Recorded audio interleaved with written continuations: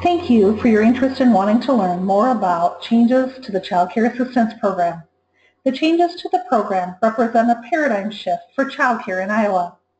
In this webinar, I will share information about the reasons for the changes, when the changes will happen, and provide an overview of each program change. In November 2014, Congress passed and President Obama signed a federal legislative bill into law to reauthorize the Child Care and Development Block Grant. It had been almost 20 years since this block grant was reauthorized. In the new federal law, there are several changes states must do as part of the state's child care subsidy program.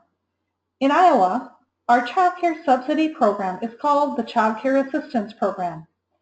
In the webinar, I will also refer to the program as the CCA program. The new law makes significant advancements focused on strengthening child care across the United States to better support the success of both parents and children. The changes balance the goals of promoting children's healthy development, safety, and school readiness, while also promoting parents who are working or in training or education through family-friendly policies. States must implement the requirements in the new federal law by September 30th of this year. The changes in the new law include moving from a 6-month to a 12-month certification period, allowing for temporary changes in work, training, or education activities, allowing more time for job search activities for families currently receiving child care assistance, providing an exit program, and creating a tiered payment rate structure for providers. I will share more information about each of these items shortly, but I want to first tell you when the changes will be effective in Iowa and share a little more background information. Iowa will implement the changes to the Child Care Assistance Program on July 1st. The July 1st date is before the required federal deadline for implementing the changes. The Child Care Assistance Program has always been a work and education training support program for parents. The new law takes into account the needs of the child.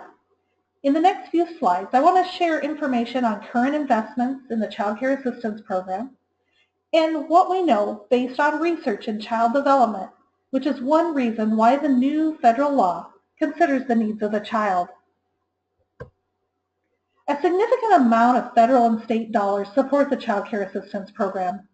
In state fiscal year 15, which was from July 1st, 2014 to June 30th, 2015, Iowa spent $101.4 million in state and federal funding on the Child Care Assistance Program.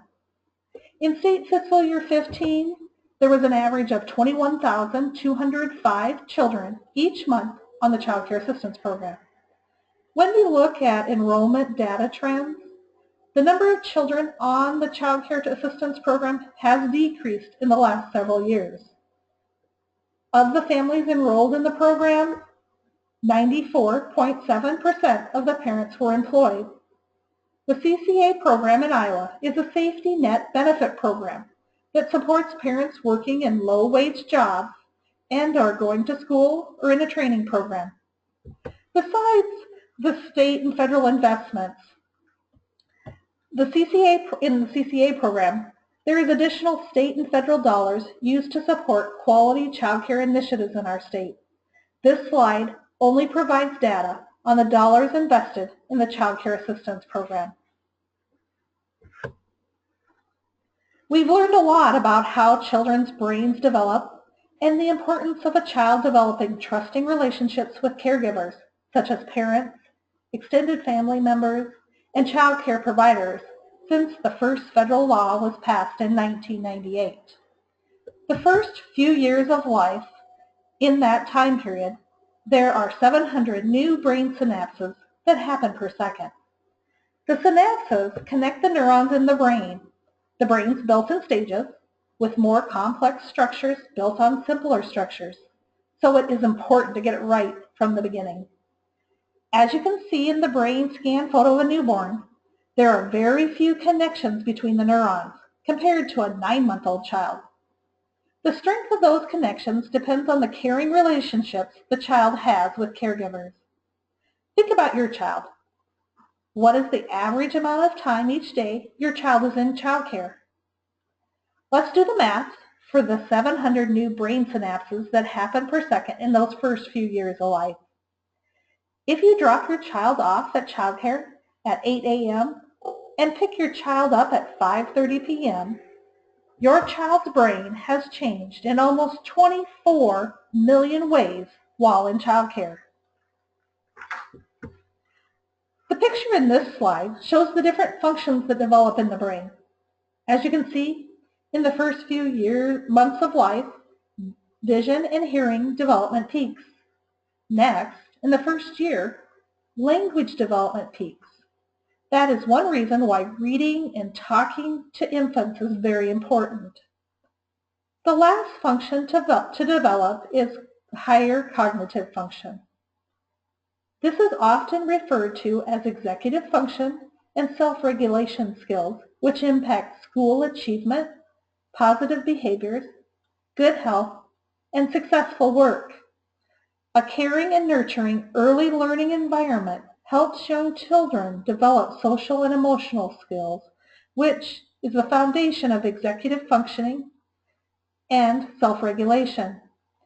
When a child is treated with care and respect from a consistent caregiver, the child forms trusting relationships which foster curiosity, courage, initiative, empathy, a sense of self, a feeling of belonging, and independence in a child. The last two slides showed brain scans of the connections between the neurons at different periods of time and the different functions that develop in the brain. The picture in this slide shows the percentage of the brain's development at different ages. At birth, 25% of the brain is developed. At age 3, 85% of the brain is developed, which is before the child goes to preschool. If we look at age 5, when the child starts kindergarten, 92% of the child's brain is developed. The care your child receives while you are working or going to school is important in building your child's brain. If you want to learn more about child development and brain development, there are resources on the DHS website. We will take a look at some of those resources in the next slide. Besides changes to the CCA program, the new federal law also establishes that states must have a minimum level of monitoring and requirements for child care providers, specific health and safety trainings for child care providers, pre-inspections for some categories of child care providers, and consumer education information available to parents, such as child care provider compliance and complaint reports, and information on child development. All of the changes are to reduce the gaps in health and safety in child care settings from state to help protect children. Let's take a quick look at where you can find consumer information on DHS's website. We're going to go to the website.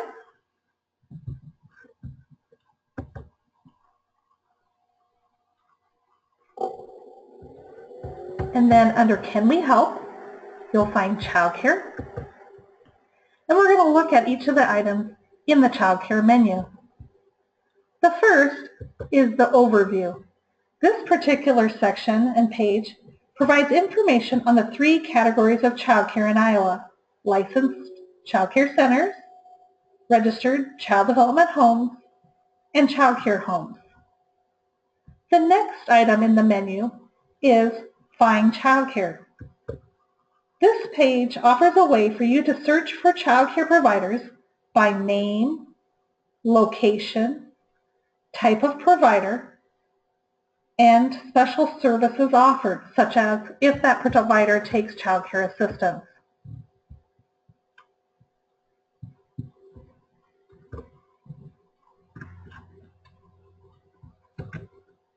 The next item in the list, in that menu, is quality rating system. This is also, the provider record check is the next item. This page provides information on required background checks in childcare for childcare providers. The fourth item in the childcare menu is quality rating system. This is often referred to also as QRS. This page provides an overview of Iowa's quality rating system for childcare. The next item in the menu is compliance and complaint reports. This particular page allows you to search and review compliance and complaint reports for a child care provider. We're going to type in, just to show how it works, one county in Iowa, Lyon. We're going to select and then click on the search button. And so all providers in Lyon County that have had a compliance or complaint report are listed on the page. And then each of the reports are available for you to download and review in the compliance section, and then if there were some complaints.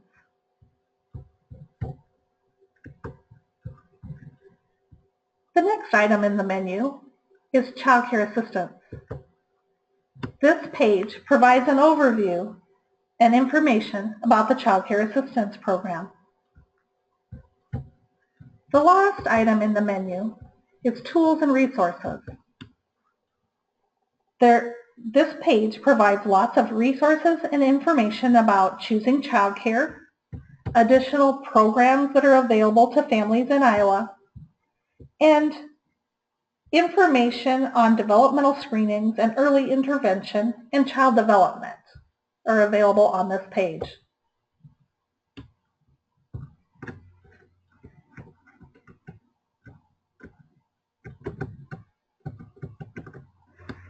So now that I've provided a little background information, let's take a look at each change to the Child Care Assistance Program. The first change is moving from a 6-month to a 12-month certification period. Your family will remain eligible for the program during the 12-month period, regardless of changes in your income, as long as your income is below 85% of the state median income, and regardless of temporary changes in your work, education, or training status. I will provide more information about what is considered a temporary change shortly. Also, I will share information about the state median income when I talk about the CCA Plus Program. The length of the certification period is significant for you, your child, and your child care provider. The 12-month program eligibility period provides continuity of care so that your child can remain in the same child care environment.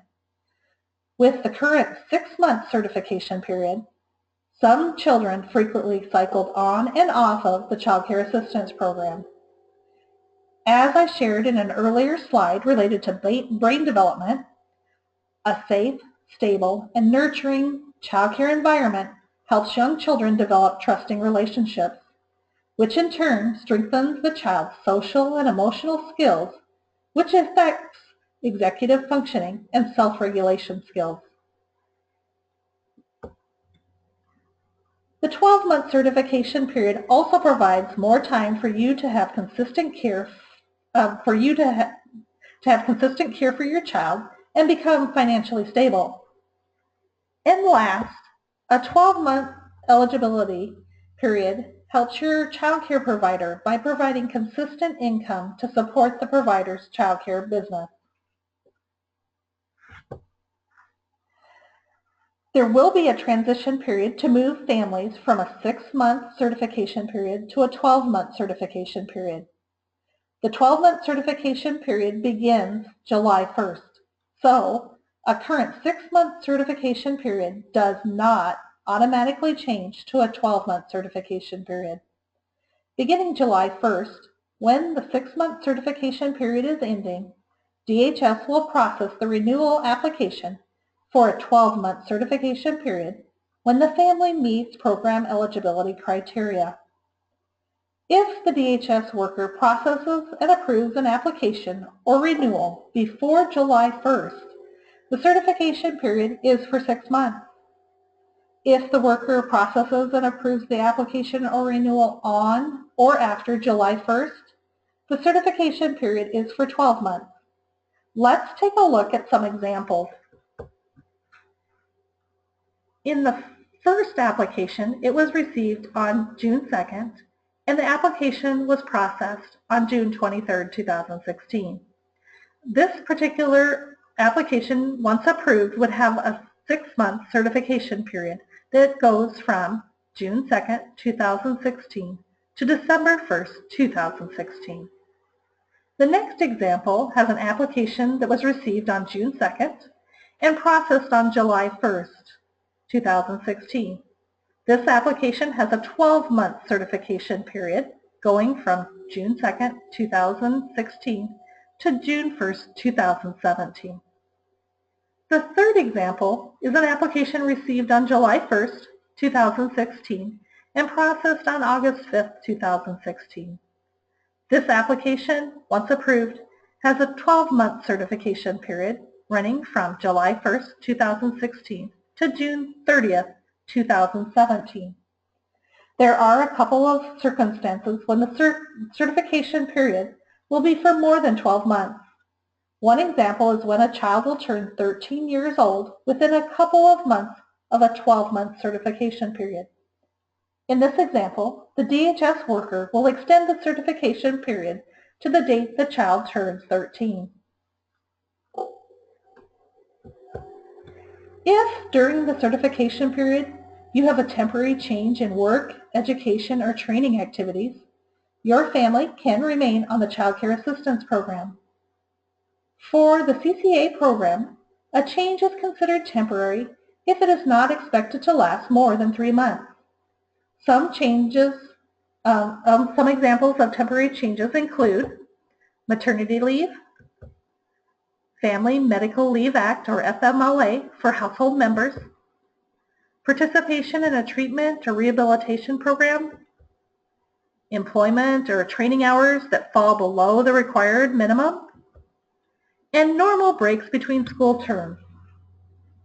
Let's take a look and talk about one type of temporary change. You are a student and have a break between Christmas and New Year's. Since this is a temporary change, your child care provider, your child still remains on the CCA program, and the number of child care units your family is approved for remains the same as when you attended classes. So, if your family was approved for 2 child care units on Monday, Wednesday, and Friday, and 1 child care unit on Tuesday and Thursday, your family is still approved for the same number of child care units during the school break. It is important for your child care provider's business to continue to have your child attend child care on scheduled days when you have a temporary change in work, training, or education. The child care provider can only bill DHS for up to 4 days of absence in a calendar month for scheduled days your child is not in attendance. If your child is not attending the child care program when you have a temporary change, your child care provider might not be able to hold the child care slot open for your family. If your child care assistance has a parental fee, you will continue to pay that fee to your child care provider during temporary changes. If the temporary change results in a decrease in your family's income and you report that change to DHS, your parental fee may decrease. If there are changes in your work, training, or education activities during the 12-month period, continue to report those changes to DHS. Again, based on the changes to the CCA program, your family still remains on the program when there are temporary changes. Remember, allowing for temporary changes in work, education, or training activities begins July 1st. If you lose your job during the certification period, you are allowed up to 3 months for job search activities to return to employment. Under the current program, You receive 1 month of child care, and DHS determines the number of child care units to approve for job search activities. Based on the new federal law, you are no longer required to submit job search documentation to DHS. The number of child care units your family is approved for remains the same as before you lost your job. If your child care assistance has a parental fee, you will continue to pay the fee to your child care provider when you are unemployed. If your job loss results in a decrease in your family's income and you report the change to DHS, your parental fee may decrease. I also want to mention that if you are currently unemployed when applying for child care assistance and your family meets other program eligibility criteria, DHS will approve 30 days for job search activities. This policy and procedure remains the same with the new law.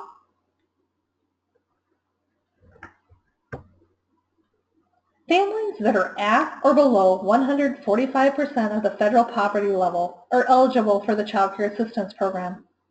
Beginning July 1st, if your family's income is over the CCA program eligibility limit of 145% of the federal poverty level when completing the renewal application, and below 85% of the state median income, your family can still receive child care assistance for up to 1 year as part of an exit program if your family meets other program eligibility criteria. This program is called CCA Plus. Let's take a look at an example.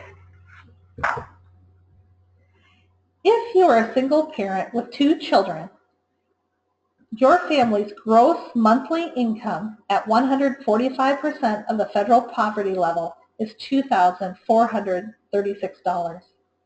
85% of the monthly state median income for your family of 3 is $4,718.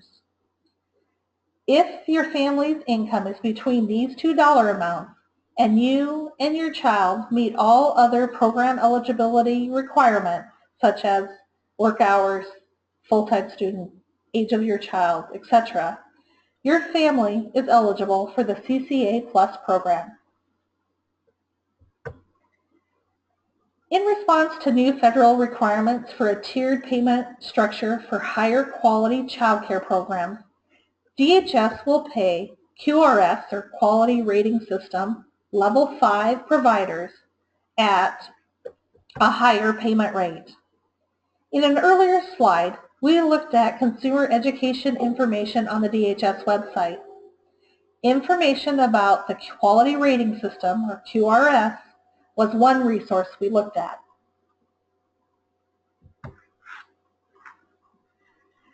This slide has 2 payment rate tables. For child care centers and child development homes, the current payment rates are based on the 75th percentile of the 2004 market rate survey, plus 2%, plus 2%, plus 4%. The Iowa legislature sets the payment rates. For non-registered child care homes, the payment rates have remained unchanged for several years.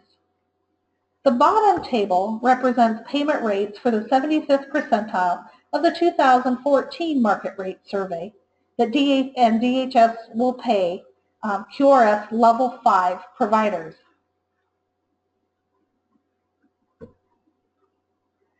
The new federal law uses what we know based on child development research to improve the quality of child care environments by being child-focused, family-friendly, and fair to providers.